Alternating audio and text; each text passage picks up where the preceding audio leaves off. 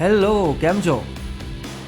આપણે અમદાવાદના હોઈએ એટલે આખું અમદાવાદ જેવું છે એવું ના કહેવાય.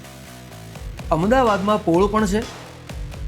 તે જોઈ ના હોય તો પછી એવું ના કહેવાય કે મેં અમદાવાદ જેવું છે. અમદાવાદમાં રહેતા હોઈએ તો પણ અમદાવાદના મોટાભાગના વિસ્તારો આપણે જોયા જ ના હોય એવું પણ બને. તો હું આજે તમને બતાવી રહ્યો છું અમદાવાદનો એક પ્રેમાળ વિસ્તાર જેનું નામ છે મણિનગર, સાથે થોડું ઈસલપુર અને ઘોડાસર પણ. દિવસ અને રાત બંનેના નજારા જુદા હોય એ બંને હું બતાવીશ. મણિનગરની જુદી જુદી ગલીઓ તમને બતાવીશ. તો જોડાઈ જાઓ મારી સાથે અમદાવાદ જોવા માટે. અમદાવાદ બતાવું ચાલો.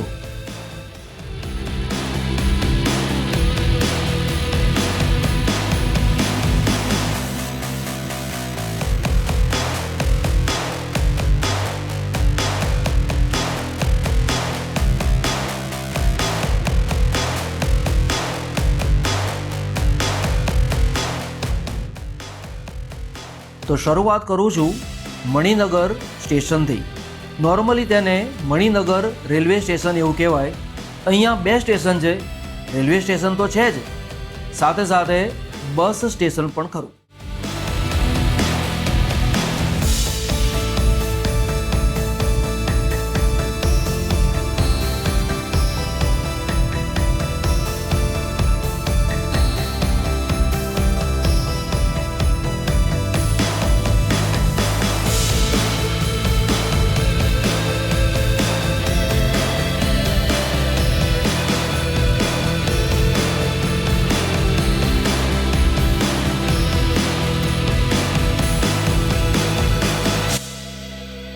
આ સ્ટેશન એ મણિનગરનું હૃદય છે.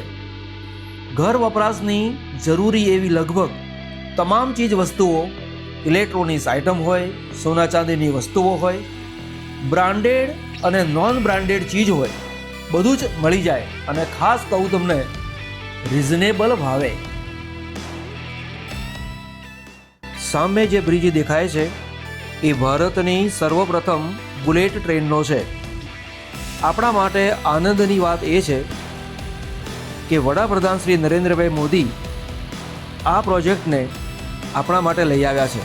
જોકે આમ તો દેશ માટે લઈ આવ્યા છે, પણ તેની શરૂઆત અમદાવાદથી થઈ, ગુજરાતથી થઈ છે.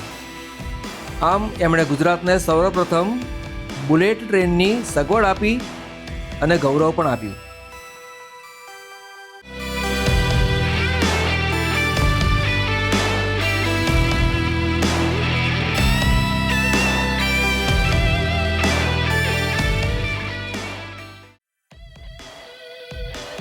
હવે આપણે મણિનગરમાં ફરતા જઈએ છીએ. વિસ્તાર બતાવતો રહીશ અને સાથે સાથે હું વાતો પણ કરતો રહીશ.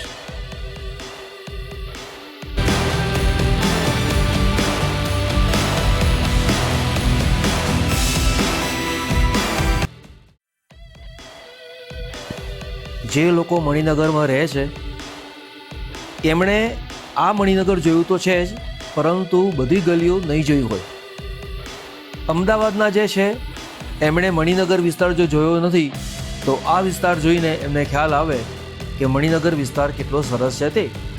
કેટલીક વાર એવું બને કે અમદાવાદના હોય, મણિનગરના હોય, પણ અમદાવાદમાં રહેતા ના હોય, બહારગામ રહેતા હોય અથવા પરદેશમાં રહેતા હોય, તો એ લોકોના મનમાં થાય કે મારે મણિનગર જોવું છે. તો હું મણિનગરને જોઉં કેવી રીતે? ઘણીવાર વતનની યાદ આવી જાય અને એ જ્યારે યાદ આવે ત્યારે એમ થાય કે ચલો હું વતન પહોંચી જાઉં, પરંતુ સરળ નથી વતનમાં તાત્કાલિક પાછું આવવું. તે એક કહેવત છે ને કે બીજા ગામની અંદર પોતાના ગામનું કૂતરું પણ જોવા મળી જાય તો એ કૂતરાને જોઈને પણ આનંદ થઈ જાય. આ એક આત્મીયતા માટેની કહેવત છે. તો એમ પરદેશમાં રહેતા હો અથવા ગુજરાતની બહાર રહેતા હો અથવા અમદાવાદની બહાર રહેતા હો અને તે વખતે કોઈ એમ કહે કે ભાઈ એક સરસ વિડીયો છે આપણા અમદાવાદનો અને મણિનગરનો અને તમે વિડીયો જુઓ તો કેવી મજા આવી જાય. તમને તમારું જીવન યાદ આવી જાય, તમને તમારું બાળપણ યાદ આવી જાય, જે જગ્યા તમે ફરતા હતા, દોડતા હતા એ પણ યાદ આવી જાય. એવું પણ બને કે ઉત્તરાયણનો પ્રસંગ હોય, ઉત્તરાયણમાં પતંગ લેવા જતા હતા એ જગ્યા યાદ આવી જાય. કેટલું આપણને યાદ આવી જાય. તો આ વિડીયો એના માટે જ છે. અને મારા બધા વિડીયો આ પ્રકારના હશે એવું નથી. જુદા જુદા પ્રકારના વિડીયોઝ હું બનાવતો જાઉં છું. ગુજરાતમાં ફરું છું, ગુજરાતની બહાર પણ ફરું છું, ભારત દેશની બહાર પણ ફરું છું. અને વિડીયો બનાવવાનો શોખ છે એટલે વિડીયો તો હું બનાવતો રહીશ. જુદા જુદા પ્રદેશના વિડીયો તમને જોવા મળશે. દરેક વખતે હું સ્પીચ આપું તેવું ના હોય. કેટલીક વખતે થોડીક સ્પીચ હોય, થોડીક મ્યુઝિક હોય, કેટલીક વાર સુંદર સુંદર દ્રશ્યો બતાવતો હોઉં. તો આ વાતો કરું છું તે દરમિયાન પણ તમે મને સાંભળો તો છો જ, સાથે સાથે મણિનગરના વિસ્તારને પણ તમે જુઓ છો.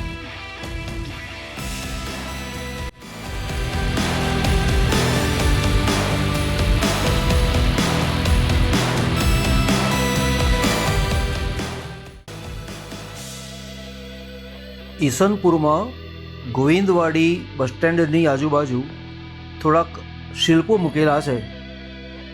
ઘણા લોકોનું ધ્યાન આ શિલ્પો ઉપર નહીં ગયું હોય. હું દાવા સાથે કહું છું, કદાચ મણિનગરમાં રહેતા હશે અને ઈસનપુર તરફ આવ્યા નહીં હોય તો આ મસ્ત સ્ટેચ્યુ તમે નહીં જોયા હોય. મારી તમને સલાહ છે, જો ના જોયા હોય તો એકવાર જરૂર આવજો. અને જો તમને ફોટોગ્રાફીનો શોખ છે તો કેમેરો લઈને જરૂર આવજો.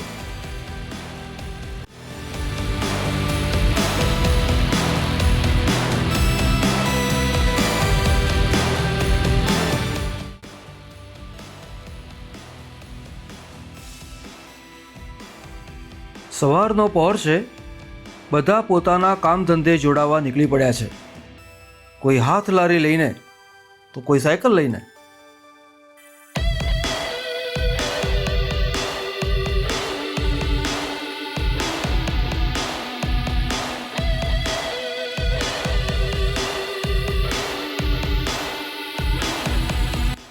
ક્યાંક બસ સ્ટેન્ડ બસની રાહ જુએ છે તો ક્યાંક રિક્ષા પેસેન્જરની રાહ જુએ છે.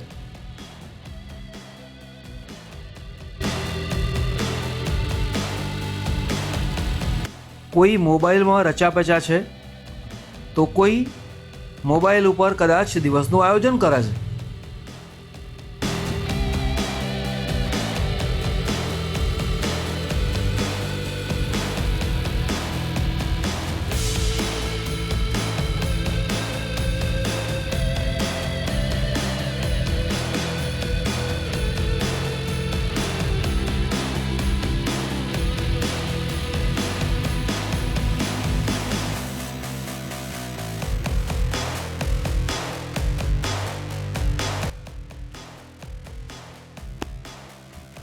સાંજના સમયે ઘરે આવ્યા પછી સહેજ રિલેક્સ થવા માટે જો મણિનગર 4 રસ્તા, કાં તો કૃષ્ણબાગ 4 રસ્તા, કાં તો જવાહર ચોક 4 રસ્તા અથવા મણિનગર સ્ટેશન આવીને તમે બેસો તો હું માનું છું કે તમે ખરેખર ફ્રેશ થઈ જશો.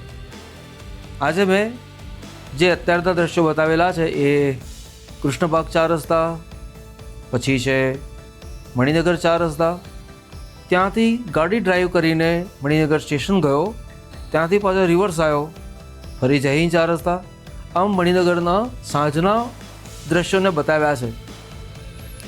ટીવી ઉપર અથવા મોબાઈલમાં આપણે આવા દ્રશ્યો જોઈએ ત્યારે આપણને ખબર પડે કરે કેટલા સુંદર દ્રશ્યો છે અને એ આપણે લાઈવ જોતા હોઈએ છીએ. 4 રસ્તા આગળ બેસવાનું, મસ્ત ચા પીવાની, નાસ્તો કરવાનો, કદાચ કુલ્ફી ખાવાની, ચોમાસાની સિઝન હોય તો દાળવડા ખાવાના, કાં તો ફાફડા ચટણી ખાવાની.